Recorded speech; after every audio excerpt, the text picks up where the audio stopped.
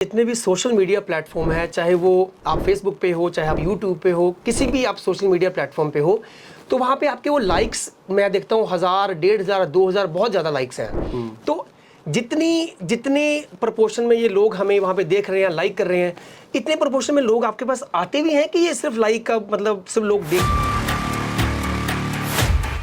हम लोगों को इसलिए अवेयर करना चाहते हैं कि हम लोग डेली सुनते हैं बच्चों का वीज़ा रिफ्यूज़ हो गया, एक कंसल्टेंट ने 5 लाख मार लिया, एक ने 7 मार लिया, एक ने 10 मार लिया। 12वीं जो बच्चा इस टाइम पे 17-16 ईयर्स का बच्चा है, आपके हिसाब से उस बच्चे के लिए कौन सी डेस्टिनेशन इस टाइम पे सही है अगर वो सोचता है कि मैंने बाहर जाना है, आपके हिसाब से? मैंने अक्सर आपकी जो वीडियोस देखी हैं वो आप या तो यूके ओरिएंटेड बोलते हो या ऑस्ट्रेलिया ओरिएंटेड बोलते हो। एक ऐसी कंट्री, एक ऐसा मुल्क है जिसने पिछले 15-20 सालों से इतना बच्चा अकोमोडेट किया है। मैंने कभी जिक्र नहीं, अब बहुत कम जिक्र करते हो। मुझे पहले ये रीज़न बताओ कि आप कनाडा के बारे में क्यों नहीं बात करते?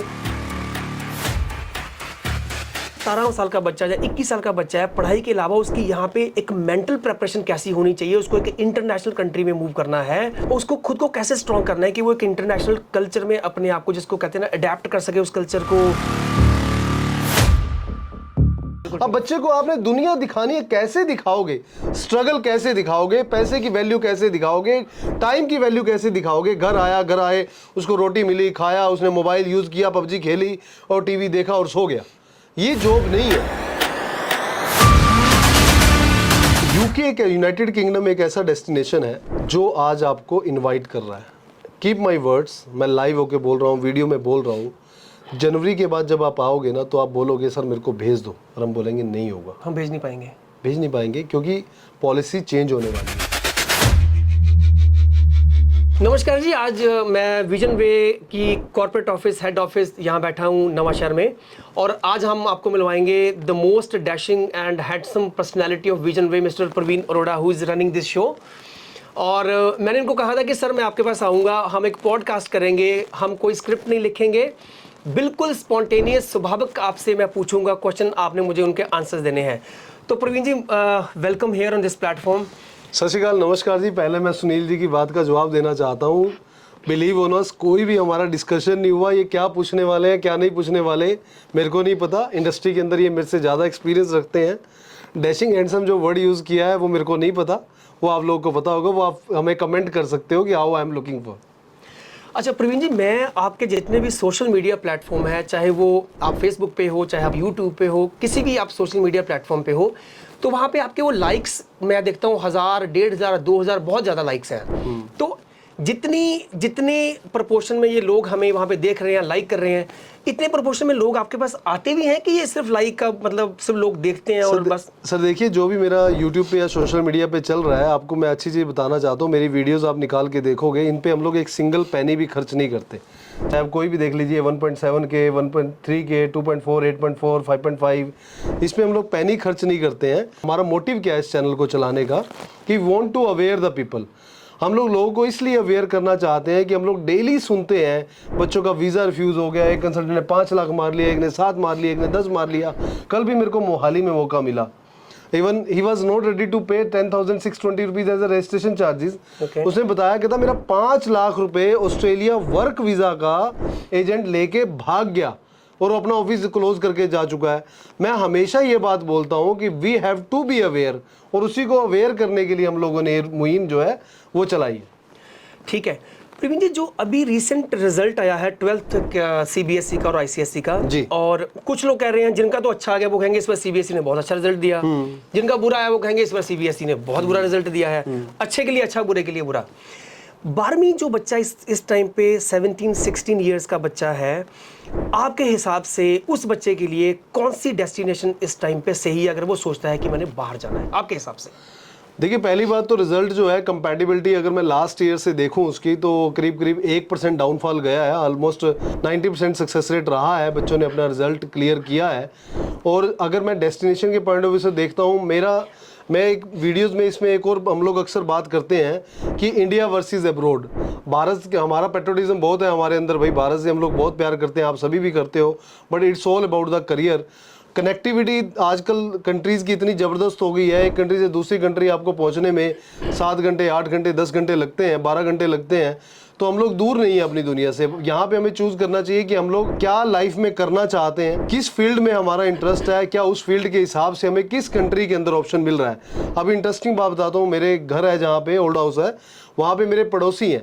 उस बच्चे ने मेरी फिनलैंड की वीडियो देखी और मेरे पास आया, वो डे बिफोर यस्टरडे ही केम टू मी। उसके पापा पुलिस में है।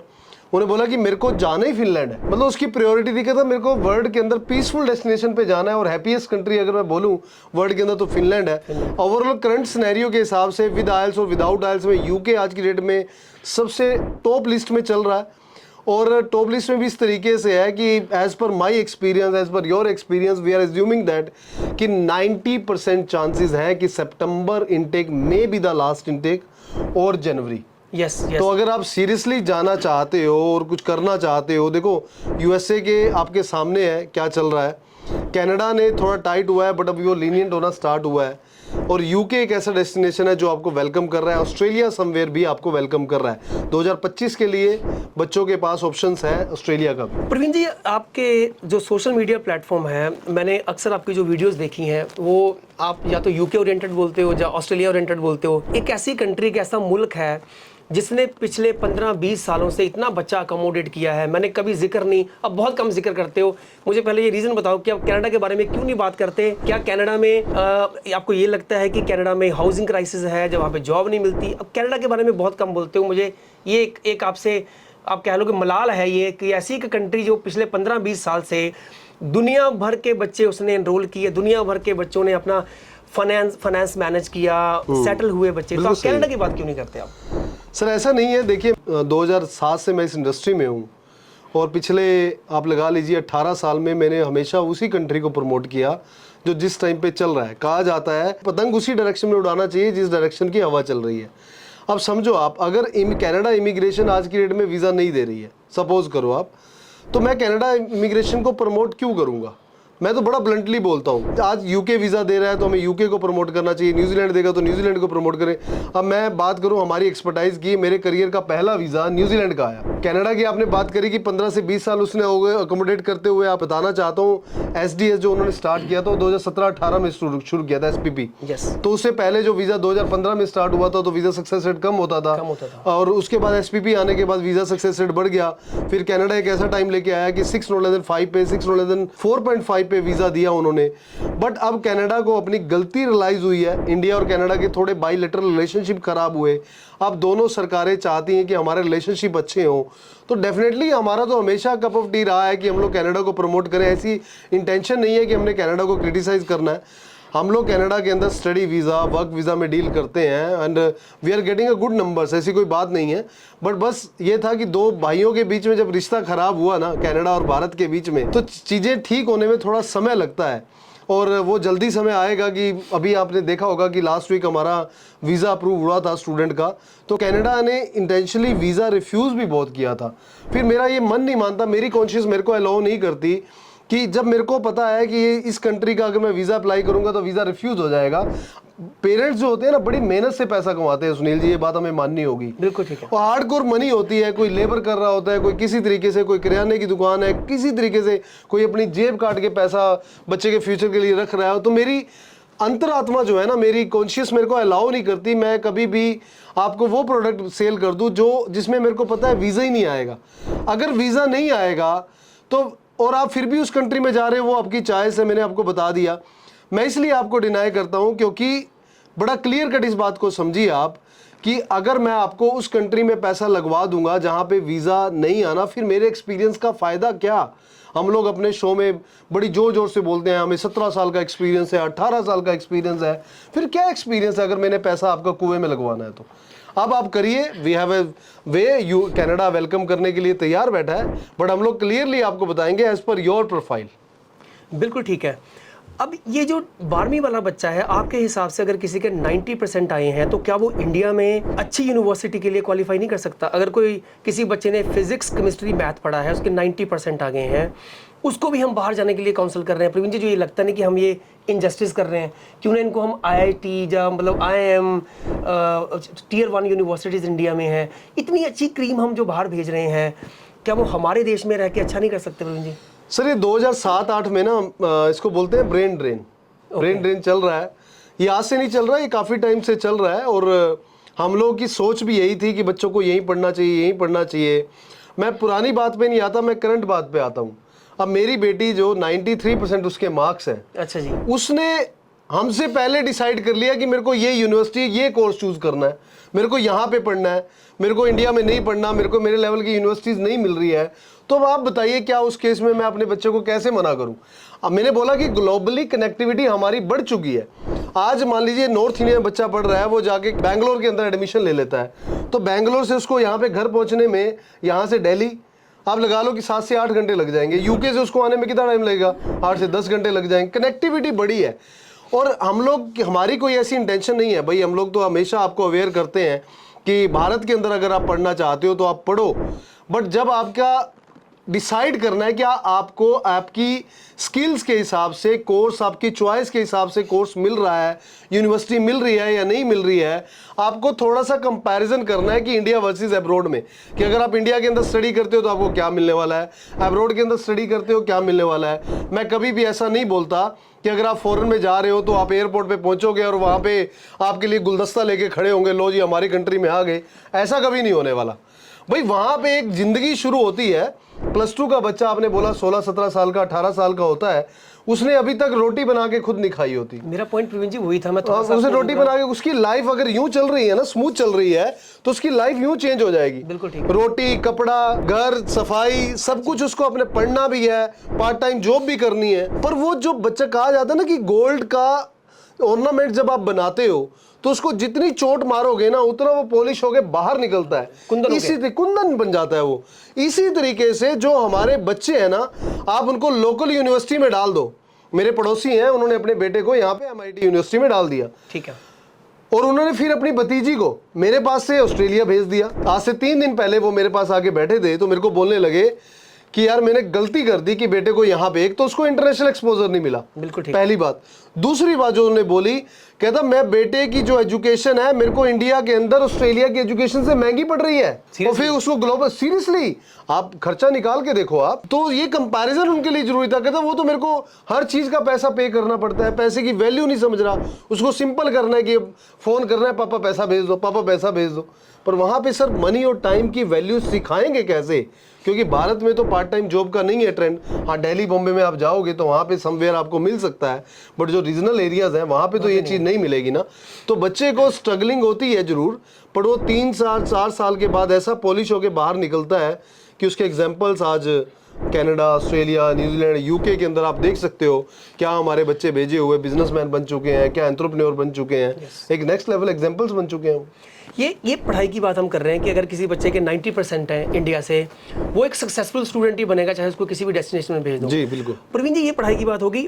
और जो 17 साल का बच्चा या 21 साल का बच्चा है, पढ़ाई के अलावा उसकी यहाँ पे एक मेंटल प्रिपरेशन कैसी होनी चाहिए? उसको एक इंटरनेशनल कंट्री में मूव करना है, उसको खुद को कैसे स्ट्रॉन्ग करना है कि वो एक इंटरनेशनल कल्चर में अपने आप को, जिसको कहते हैं ना, अडेप्ट कर सके उस कल्चर को।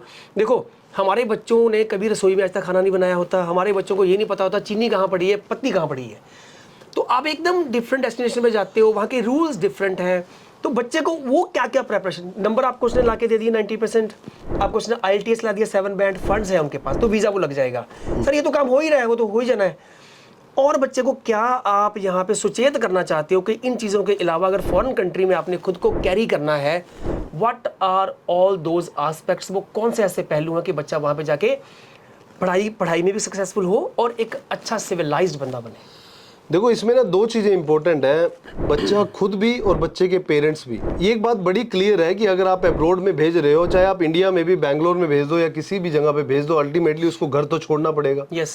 तो जब उसको घर छोड़ना है तो एजुकेशन कंपैरिजन उसको जरूर करना चाहिए कि यहाँ पे रह रहे तो उसको क्या मिलने वाला है, वहाँ जा रहे हैं तो क्या मिलने वाला है।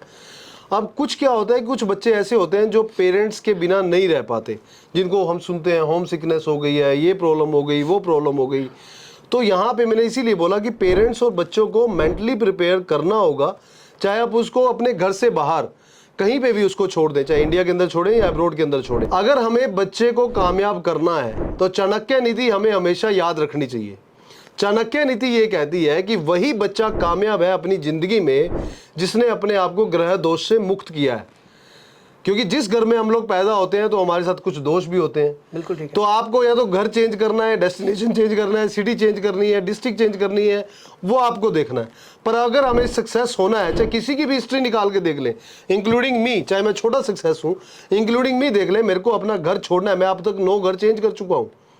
तो आपको भी ये देखना है कि अगर आपको अपने बच्चे को कामयाब करना है, आपको अपने घर पे रखना है या उसको उड़ने के लिए खुला आसमान दिखाना है। ग्लोबल एक्सपोजर उसको तब मिलेगा जब वो जितने ज्यादा लोगों के साथ जाके इंटरेक्ट करेगा। बिल्कुल ठीक। अब मैंने एग्जांपल दिया कि यूके के अंदर अगर आप जाते हो तो वहां पे 150 कंट्रीज के स्टूडेंट्स पढ़ने के लिए आते हैं। अब मान लीजिए आप लोकल सिटी में पढ़ रहे हो तो वहां पे सोच विचार तो वही मिलेगा ना आपको। अब बच्चे को आपने दुनिया दिखानी है, कैसे दिखाओगे? स्ट्रगल कैसे दिखाओगे? पैसे की वैल्यू कैसे दिखाओगे? टाइम की वैल्यू कैसे दिखाओगे? घर आए, उसको रोटी मिली, खाया, उसने मोबाइल यूज किया, पबजी खेली और टीवी देखा और सो गया। ये जॉब नहीं है। जॉब तो सही दिखती है उसको कि वाकई उसके पेरेंट्स ने कैसे पैसा कमाया, उसके लिए टाइम, मिनट्स की वैल्यू क्या है, डिसिप्लिन क्या है। तो ये चीजें बच्चे को सिखाएंगी जब वहां पे वो प्रैक्टिकल एक्सपीरियंस लेगा अपार्ट फ्रॉम थ्योरेटिकल एक्सपीरियंस। तो पेरेंट्स को भी मेंटली प्रिपेयर होना चाहिए कि बेटा तेरी लाइफ ऐसे है और ये चेंज हो रही है, ऐसे चेंज होगी, ऊपर नीचे ऊपर नीचे। बच्चा आपको ये भी बोलेगा जाने के बाद, मेरा मन नहीं लग रहा, मेरे को वापस आना है। तो वो चीजें आपको मेंटली प्रिपेयर अपने बच्चे को भी करना है और खुद को भी करना है। डर के आगे जीत है, डू द ड्यू, वो चल ही रही है। तो ये बढ़िया है। प्रवीण जी, लास्ट में बस हम इसको हम कंक्लूड करेंगे। इस टाइम पे बच्चों को आप क्या मैसेज देना चाहोगे? कौन सी कंट्री इस टाइम पे जो वीज़ा दे रही है? आपने बड़ी अच्छी बात बोली है कि मैं कैसा कंसल्टेंट हूँ अगर मैंने आपका पैसा और टाइम दोनों नहीं बचाया। बड़ी अच्छी बात की आपने, है ना? फिर मेरे एक्सपीरियंस का क्या फायदा? फिर आपके तजर्बे का कोई फायदा नहीं। फिर तो किसी भी दुकान पे जाके किसी भी दुकान में जाके जो मर्जी कर लो। आपको एक्सपर्ट राय जो चाहिए ना, वो हम लोग देंगे। बिल्कुल सही, अच्छा लगा ये सुन के। अभी आपका लास्ट मैसेज क्या है इस टाइम पे जो बच्चे हैं? कौन सी कंट्री है जिसमें टाइम बच्चे का वेस्ट नहीं होगा, अप्लाई करेगा, पैसा वेस्ट नहीं होगा और जल्दी रिजल्ट आएगा? वो कौन सी कंट्री? हम इसको सम अप करते हैं। ऐसी डेस्टिनेशन बताओ जिसमें सर यूके एक यूनाइटेड किंगडम एक ऐसा डेस्टिनेशन है जो आज आपको इनवाइट कर रहा है। कीप माई वर्ड्स, मैं लाइव होके बोल रहा हूँ, वीडियो में बोल रहा हूँ।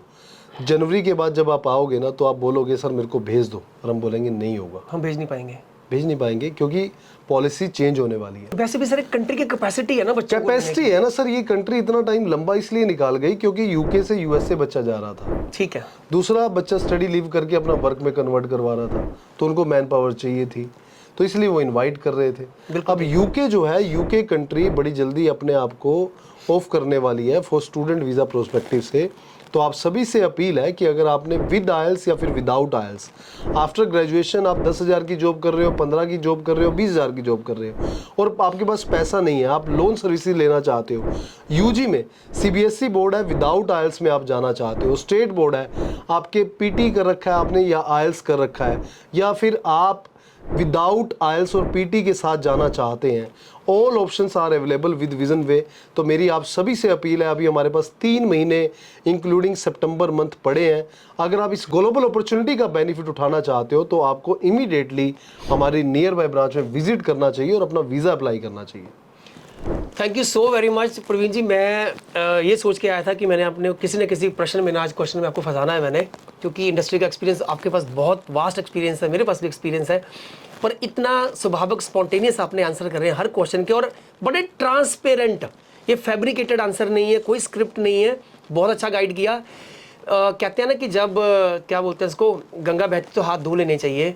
इस टाइम पे यूके रिक्रूट कर रहा है तो इसका आप एडवांटेज लें। विजन वे की किसी भी ब्रांच में आप विजिट करें, टेक एक्सपर्ट एडवाइस। एक मेरा वादा है, आपका पैसा और टाइम हम खराब नहीं होने देंगे, ये हमारा कमिटमेंट है। Thank you so very much Praveen. नमस्कार, थैंक यू जी।